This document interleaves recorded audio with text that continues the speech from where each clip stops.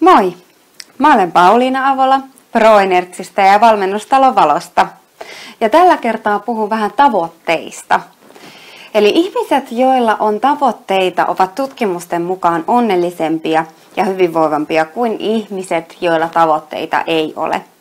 Sen lisäksi tietenkin ihmiset, joilla on tavoitteita, niin myös saavuttavat elämässään enemmän niitä asioita, mitä itselleen toivovat.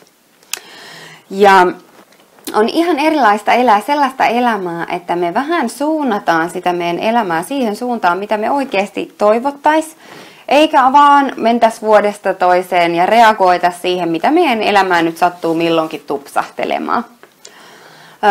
Toiset ihmiset meistä asettaa tavoitteita varsin helposti, mutta suurimmalle osalle niin se tavoitteiden asettaminen ei ole ihan hirveän tuttua tai yksinkertaista. Ja usein, jos me asetetaan itsellemme tavoitteita, niin me asetetaan sellaisia tavoitteita, joita meidän on kaikin puolin aika vaikea saavuttaa. Eli me yleensä asetetaan itsellemme sellaisia hyvin epämiellyttäviä tai hankalia tavoitteita.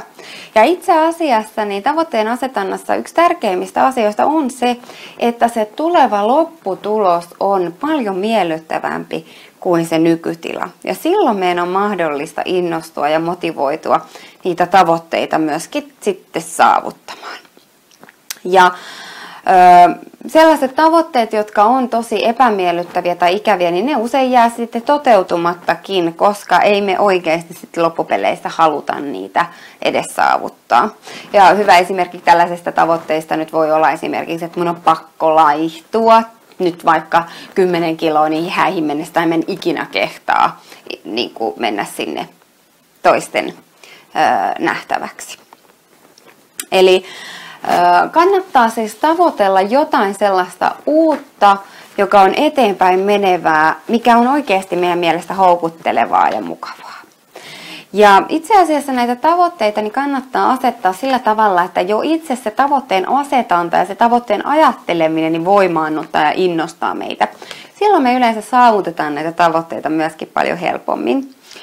Eli ja näin tämmöisiin niin sanottuihin voimatavoitteisiin, eli tavoitteisiin, jotka vie meitä oikeasti eteenpäin, niin niihin on myöskin tämmöisiä muutamia hyviä ohjeita, joista mä nyt käyn muutamat läpi tässä yhteisessä luennossa.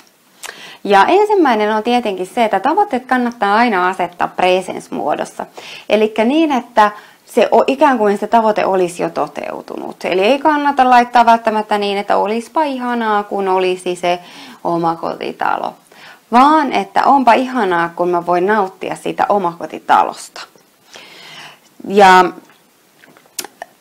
tärkeää on se aikamuoto. Eli jos me ajatellaan, että mikä on totta meille nyt, niin yleensä me lähdetään sitä toteuttamaan hyvin helposti, kun sitten taas asioita, jotka on vaan semmoisia ehkä pieniä haaveita, ehkä semmoisia ajatuksen puolikkaita, niin niitä usein me lähdetään sitten vähän heikommin tavoittelemaan.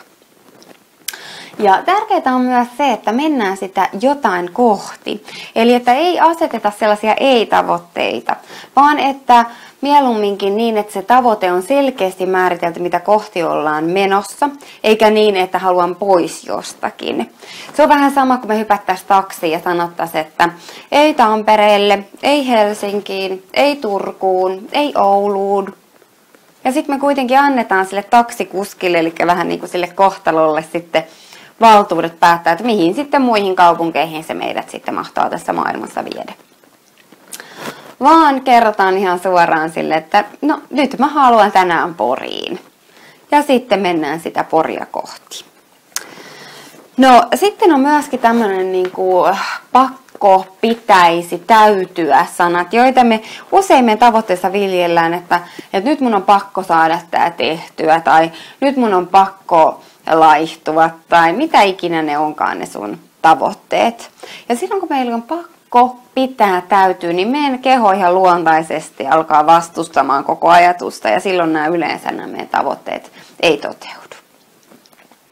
Ja tärkeää näissä tavoitteissa on myös se, että ne on sun tai mun ikiomia tavoitteita.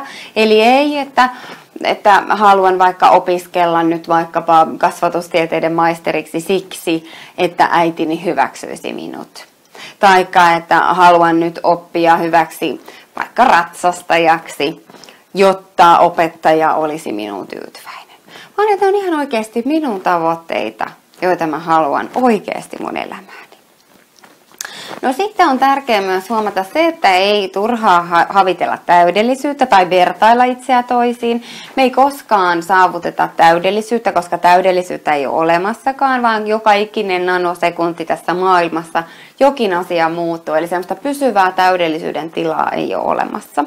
Tai jos me vertaillaan itseämme toisiin, että haluan olla vaikka yhtä kaunis kuin sisareni, niin me ei koskaan pystytä olemaan, koska me ollaan meitä itseämme. Eli me ei pystytä ikinä saavuttamaan sitä vertailukohtaa, koska me ei pystytä täydellisesti tietämään sitä, millä hetkellä me ollaan yhtä kauniita kuin sisaremme tai muut.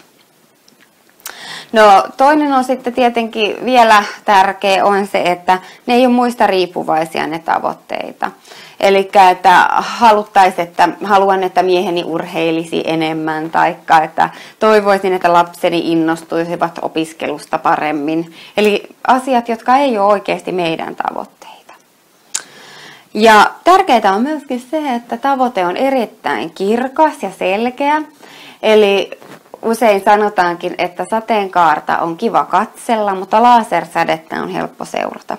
Eli että meillä on selkeä tieto siitä, mihin me ollaan menossa. Se on meille kirkas, ei yhtään epämääräinen, vaan hyvin selkeä ja se on jotain kohti. Ja jos sen tavoitteen ajatteleminen itsessään, niin tuntuu hyvältä voimaannuttaa jo nyt, kun se tavoite on vasta asetettu tai kun ollaan matkalla kohti sitä tavoitetta.